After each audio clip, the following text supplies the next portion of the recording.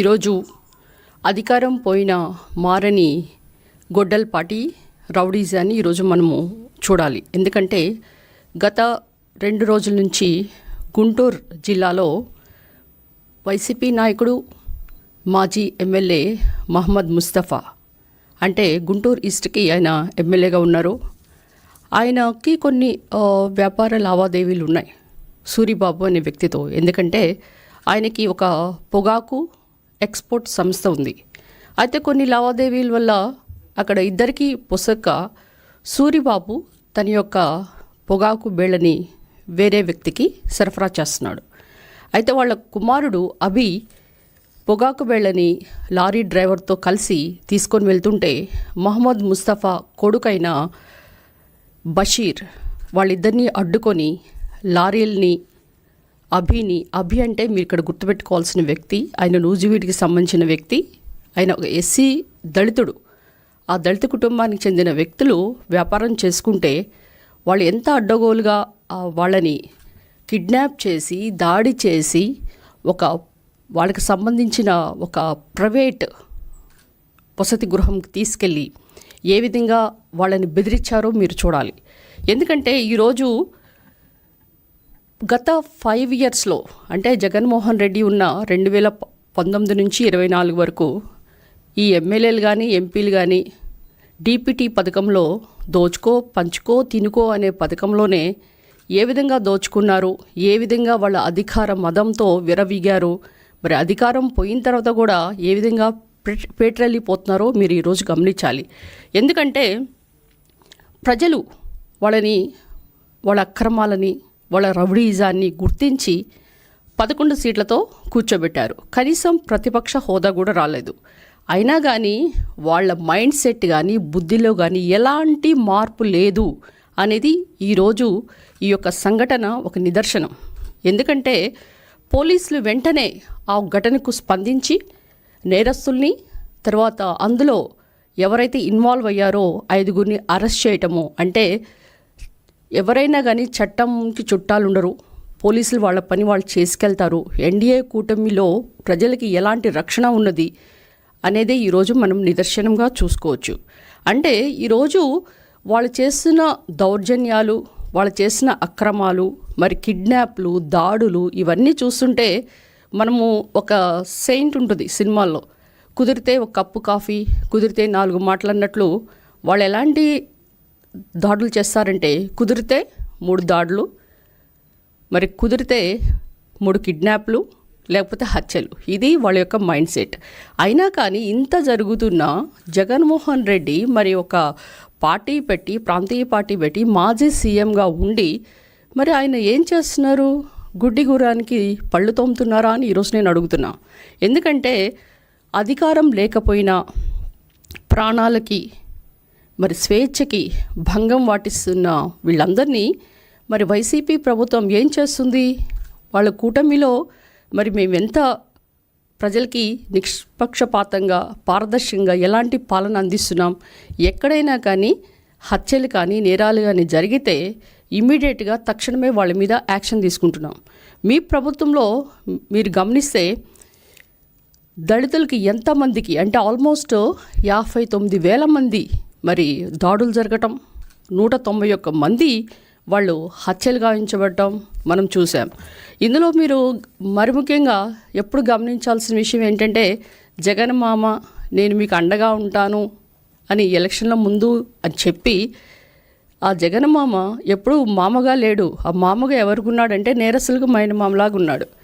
ఆయన చేసింది ఏంటంటే డ్రైవర్ సుబ్రహ్మణ్యాన్ని ఏ విధంగా ఒక స్విగ్గీ జొమాటోలో మన డోర్ డెలివరీస్ ఎలా తెచ్చుకుంటామో ఆ విధంగా అనంతబాబు చేస్తే వాళ్ళని పక్కన పెట్టుకొని సన్మానాలు చేస్తారు. ఇక మీరు గమనిస్తే మరి డాక్టర్ సుధాకర్ ఏ విధంగా మాస్క్ పెట్టుకోకపోతే ఆయన చిత్రవద చేసి ఆయన చనిపోవడానికి కారణమయ్యారో మీరు గమనించాలి.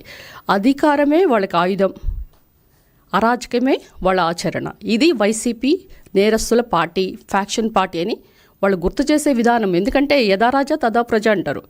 మరి ఏ విధంగా రాజు పరిపాలిస్తే కింద క్యాడర్ కూడా ఆ విధంగానే పరిపాలిస్తుంది. గుంటూరులోనే మీకు తెలుసు, ఆగస్టు 15న రమ్య అనే ఒక అమ్మాయి బీటెక్ చదువుతున్న అమ్మాయి ఏ విధంగా హత్య గావించబడిందో, మరి వీళ్ళ యొక్క అఘాతకాలకి మీరు ప్రశ్నించినందుకు, అక్రమాలని ప్రశ్నించినందుకు డాక్టర్ అనితారాణి ఏ విధంగా చనిపోయింది, మరి మాస్క్ పెట్టుకోలేదని చీరాల కిరణ్ ఏ విధంగా చనిపోయాడు, కావలి కరుణాకర్ ఆయన యొక్క చేపల చెరువుని కబ్జా చేసి ఏ విధంగా చనిపోవడానికి మీరు కారణమయ్యారో ఒకసారి గుర్తు చేసుకోవాలి. ఇక పరిటాల రవిని ఏ విధంగా కాల్చి చంపారు, మరి మీ సొంత బాబాయ్ అయిన వివేకానంద రెడ్డి గారిని నరికి తలలో ఉన్న బ్రెయిన్ కాస్త బయటకు వచ్చే విధంగా చంపారు అని మీ చెల్లి షర్మిలానే చెప్పిందా లేదా? మరి ఈరోజు ఇక పలమనేరులో మిస్బా అయితేనేంటి, పాపం అమ్మాయి చదువుకుంటుంది. మీ వైసీపీ నాయకుడి యొక్క కూతురికి తక్కువ మార్క్స్ వస్తే ఆ అమ్మాయిని ఏ విధంగా మానసిక చిత్రహింస చేసి చనిపోయే విధంగా చేశారు. ఇక మీ అఘాత్యాలు భరించలేక చాలామంది, అంటే ఇక్కడ చెప్పుకుంటూ పోతుంటే చాలామంది ఉన్నారు. ఎందుకంటే ఇక ఎస్టీ, ఎస్సీ, బీసీ, మైనారిటీస్ అని ఎప్పుడు చెప్తూ జగన్మోహన్ రెడ్డి వాళ్ళ మీద ఏ విధంగా వాళ్ళ ఉక్కు పాదాల మీద తొక్కేశాడో ఈ విధంగా మనకి గమనించాలి. ఎందుకంటే ఈ పల్మనేరులో మిస్బా అనే అమ్మాయితో పాటు నంద్యాలలో అబ్దుల్ సలాం, వీళ్ళందరూ కూడా ఆయనతో పాటు 4 వాళ్ళ కుటుంబ సభ్యులు కూడా హత్య చేసుకున్నారు, ఆత్మహత్య. మరి మీ విషయం తెలిసే మరి చాలామంది కూడా పులివెందుల అంటే ఏదో చాలా అంతా క్లిస్టల్ క్లియర్గా అంతా బాగుంటుంది అనుకుంటారు. మరి పులివెందులో ఉన్న నాగమ్మ అనే వ్యక్తి ఆమె మీద రేప్ చేసి చనిపోతే మరి ఆమెని చూడటానికి వాళ్ళ కుటుంబాన్ని పరామర్శించడానికి వెళ్ళిన చాలామంది, అంటే టీడీపీ నాయకులు వెళ్ళి చూస్తే వాళ్ళ మీద ఎస్సీ ఎస్టీ కేసు పెట్టారు. అంటే మీరు ఏ విధంగా ఇంటి ఇప్పుడు మీరు చెప్తున్నారు కదా, సాంప్రదాయని సుప్పిని శుద్ధ పూసని అనుకుంటూ మీరు ఆ టైంలో అన్నీ చేసి ఇప్పుడు మీరు నేరస్తులకు ఏ విధంగా అండగా ఉన్నారో, మీ యొక్క నేర చరిత్ర ఎలాంటిది, మీ ఫ్యాక్షన్ రాజకీయాలు ఏంటి, మీ మైండ్ సెట్తోనే మీ యొక్క నాయకులు కూడా అదేవిధంగా పనిచేస్తున్నారు. ఇక మీరు రీసెంట్గా గమనించిన, ఎందుకంటే మీరు చెప్పారు ఒకసారి, ఎందుకంటే మీరు సీదిరి అప్పలరాజు దగ్గరికి వెళ్ళారు, ఆయన ఏ విధంగా మీరు సపోర్ట్ చేశారు. అంటే నేరస్తులకి మనము నేరం చేయటం తప్పైతే నేరస్తులకి మనం సమర్థించటం, మరి వాళ్ళని కూడా దోషుల్ని తప్పించటం, నిర్దోషుల్ని దోషులుగా చూపించడం అనేది ఇది తప్పు కాదా?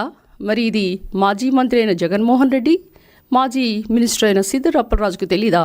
ఎందుకంటే తన కొడుకు అర్ణవ్ వర్మని తప్పించడానికి తన అనుచరుడైన సిద్ధార్థ్ని ఏ విధంగా దోషిగా నిలబెట్టాడో, తద్వారా ఆయనకి మరి కేసు వేసి మరి ఆయన అరెస్ట్ చేస్తుంటే ఎంత హంగామా క్రియేట్ చేశాడో వాళ్ళని చూసి ఇట్స్ జస్ట్ అన్ యాక్సిడెంట్, చిన్న పిల్లోడు అంటే మీరు చెప్పే విధానాలు ఎలా ఉన్నాయంటే ప్రతి ఒక్కటి కూడా నేరస్తుల్ని చిన్న పిల్లోడు, అమాయకుడు, మరి మరియమ్మని హత్య చేయించడానికి మూలకారకుడైన నందిగాం సురేష్ని మీరేమంటారు? పాపం ది గ్రేట్ నందిగాం సురేష్. అంటే ప్రతి ఒక్క చోట కూడా ఎవరైతే నేరస్తుడు అంటే వాళ్ళు మీరు పక్కన వేసుకోవటం. అంటే ఈ పార్టీ అంతా నేరస్తులు, దాడులు, హత్యలు, కిడ్నాప్లు చేసే వాళ్ళ పార్టీ కనుక ఈ పార్టీకి నేరస్తుల పార్టీ అని కూడా వచ్చింది. గొడ్డల పార్టీ అంటే మీరు ఒక్కొక్కరు చాలా బాధపడుతుంటారు. మరి ఎందుకన్నారు? గొడ్డలతోనే కదా మరి అందరు మా బాబాయిని హత్య చేయించింది. మరి అనకుండా ఏమంటారు? కనుక ఈరోజు మీరు చేస్తున్న అగత్యాలు, అక్రమాలు అన్నీ కూడా ప్రజలు చూశారు. అంతేకాకుండా ఈరోజు నేను ఒకటి చెప్పాలనుకుంటున్నా. ఈ రీసెంట్గా జరుగుతున్న ఇన్సిడెంట్స్ నుంచి మహమ్మద్ ముస్తఫా ఎక్స్ ఎమ్మెల్యే అయిన గుంటూరు ఈస్ట్కి సంబంధించిన వ్యక్తి, ఆయన తాడికొండ నివాసి. నేను కూడా తాడికొండకు సంబంధించిన వ్యక్తిని. నేను అక్కడ ఎక్స్ ఎమ్మెల్యేగా ఉన్నా. ఆయన చరిత్ర ఏంటో తెలుసా మీకు? ఒక ఐస్ ఫ్రూట్ అమ్ముకునేవాడు. అంటే ఐస్లు అమ్ముకొని ఆయన స్టార్టింగ్ ఎలాగా మరి ఆయన జీవితం స్టార్ట్ చేశాడో తాడికొండలో మీకు తెలియాలి. అలాంటి వ్యక్తి ఐస్ ఫ్రూట్స్ అమ్ముకొని, నేను కూడా చాలాసార్లు ఆయన దగ్గర కొనుక్కున్నాను చిన్నప్పుడు. ఆ తర్వాత ఒక సర్పంచ్ అయ్యి తర్వాత ఈ పొగాకు బేళ్ళ వ్యాపారం స్టార్ట్ చేసి ఒక సర్పంచ్ నుంచి ఏ విధంగా ఎమ్మెల్యే అయ్యాడంటే మరి ఆయన దగ్గర ఎంత అక్రమార్జన ఉందో మీరు గమనించాలి. ఎందుకంటే ఈరోజు ఆయనకి అక్రమాలని నేనంటూ లేదు. ఆయన చేసిన పనులు ఎలా ఉన్నాయంటే ఒక హర్బల్ ఆయిల్, హర్బల్ సోప్స్, ఇందులో ఆయన పెట్టేదేంటి? రసాయనాలు, తర్వాత సింథటిక్ మెటీరియల్స్. తద్వారా చాలామంది గుంటూరులో ఉన్న వ్యక్తులందరూ కూడా వాళ్ళు ఎలర్జీస్ రావటం, ఉన్న జుట్టు ఊడిపోవటం, చాలా కంప్లైంట్స్ చెప్పారు. అయినా కానీ ఆ యొక్క నిరసనలు కానీ ఆరోపణలు కానీ విన్నా నాదుడే లేదు. ఈయన అక్రమార్జనకు సంబంధించి విషయాలన్నీ కూడా ఐటీ పీపుల్కి తెలిసి ఐటీ రైట్స్ అయినాయి. ఎవరి మీద అయినాయి? వాళ్ళ సోదరుడైన కర్ముమా, తర్వాత వాళ్ళ సన్నిన్లా అయిన షబ్బీర్. సో వీళ్ళ యొక్క ఆఫీసెస్ మీద ఇళ్ళ మీద రైట్ చేసిన విషయం మీకు తెలీదా? అంటే ఏంటంటే అక్రమార్జనలు చెయ్యాలి, అక్రమార్జనలో మీకు వాటా ఇవ్వాలి, తాడేపల్లి ప్యాలెస్కి వెళ్ళాలి. తర్వాత ఈ అక్రమార్జన దాచిపెట్టుకోవడానికి కూతురైన నూరి ఫాతిమాకి టికెట్ ఇచ్చి నేను రాజకీయాల నుంచి తప్పించుకుంటున్నానని శుద్ధపూసలాగా మాట్లాడటం. తర్వాత ఇక్కడ నుంచి సపోజ్ ఈ అక్రమాలు కనుక బయటపడతాయి, ఈ నూరి ఫాతిమా వాళ్ళ యొక్క హస్బెండ్ అయిన షబ్బీర్ ఇద్దరు కూడా గ్రీన్ కార్డ్ హోల్డర్స్. అంటే అక్రమాలు బయటపడితే అమెరికా జంప్. అంటే వీళ్ళు ఏ విధంగా అంటే alternate plan A plan B ఏ విధంగా చేసుకుంటారో ఈరోజు ఈ యొక్క హిస్టరీ అంటే ఈ ఇన్సిడెంట్స్ వల్ల మనకి బయటపడుతుంది. ఇక ఈరోజు అక్రమార్జనలతో సెటిల్మెంట్స్ చేసుకోవటం అనేదే ఈరోజు మరి మొహమ్మద్ ముస్తఫా అయితేనేంటి, వాళ్ళ కొడుకు బషీర్ అయితేనేంటి, తర్వాత వాళ్ళ అల్లుడు షబ్బీర్ అయితేనేంటి, వాళ్ళ తమ్ముడు సోదరుడైన కర్ము అయితేంటి, వీళ్ళందరూ కూడా డబ్బుల కోసం చట్టాలని తన చుట్టాల్లాగా చేసుకొని వ్యవస్థలన్నీ బెదిరించి మరి కిడ్నాప్ కేసు జరుగుతున్నప్పుడు ఇంత ఎస్సీ ఎస్టీ అట్రాసిటీ కేసు మరి వాళ్ళ కొడుకు మీద మరి బషీర్ మీద పడ్డప్పుడు మరి ఆయన దీని గురించి ఎంత చెల్లించాలి? ఒక అమాయకుడైన వ్యక్తిని మరి ఈ విధంగా కిడ్నాప్ చేయటం, మీకేమైనా లావాదేవీలు ఉంటే మీరు ఎక్కడ పరిష్కరించుకోవాలి? కోర్టులకు వెళ్ళాలి, పోలీస్ స్టేషన్కి వెళ్ళాలి. అలా కాకుండా చట్టాన్ని మీ చేతిలో తీసుకుంటారు. అంటే అధికారం ఉన్నప్పుడేమో పేటరేగిపోయారు, ఇప్పుడు అధికారం పోయినా కానీ మీ యొక్క మైండ్ సెట్ నైజం మారలేదని ఇది ఒక నిదర్శన. మరి ఇంకోటి ఏంటంటే ఆయన డైరెక్ట్గా పోలీస్తోనే మాట్లాడినట్టు పోలీసుల కాల్ రికార్డు కూడా ఉంది. మహమ్మద్ ముస్తఫా ఫోన్ చేసి చెప్పాడు. ఇక అలవాటైన ఫ్యాక్షన్ రాజకీయాలు, రౌడీజం, బెదిరింపులు ఇవన్నీ కూడా మహమ్మద్ ముస్తఫా ఆయన వాడి కొడుకు వీళ్ళందరూ కూడా వైసీపీ హయాంలో అలవాటైన అలవాట్లు మార్చుకోలేదు. ఇప్పటికన్నా వాళ్ళు ఎన్డీఏ కూటమి అంటే ఎంత స్ట్రిక్ట్గా ఉంటుందో, పోలీసులు ఎంత ఫాస్ట్ ట్రాక్లో పనిచేస్తున్నారో మీరు ఒకసారి గుర్తించాలి. అయితే ఇప్పుడు నేను అడిగేది ఒకటే, ఇంత ఒక ఎస్సీ దళితులు అయిన మరి అభి వాళ్ళ కుటుంబం సూరిబాబు వీళ్ళందరూ మరి కిడ్నాప్ గురయ్యి ఎంత మానసిక వధ భరించి మరి ఎంతో వాళ్ళు ఏదో చిన్న చిన్న వ్యాపారాలు చేసుకుంటే వాళ్ళు దౌర్జన్యాలు చేస్తున్న ఈ కిడ్నాప్కి సూత్రధారులైన మహమ్మద్ ముస్తఫా, బషీర్ వీళ్ళిద్దరినీ పోలీసులు తక్షణమే చట్టపరమైన చర్యలు తీసుకోవాలని కూడా నేను డిమాండ్ చేస్తున్నాను.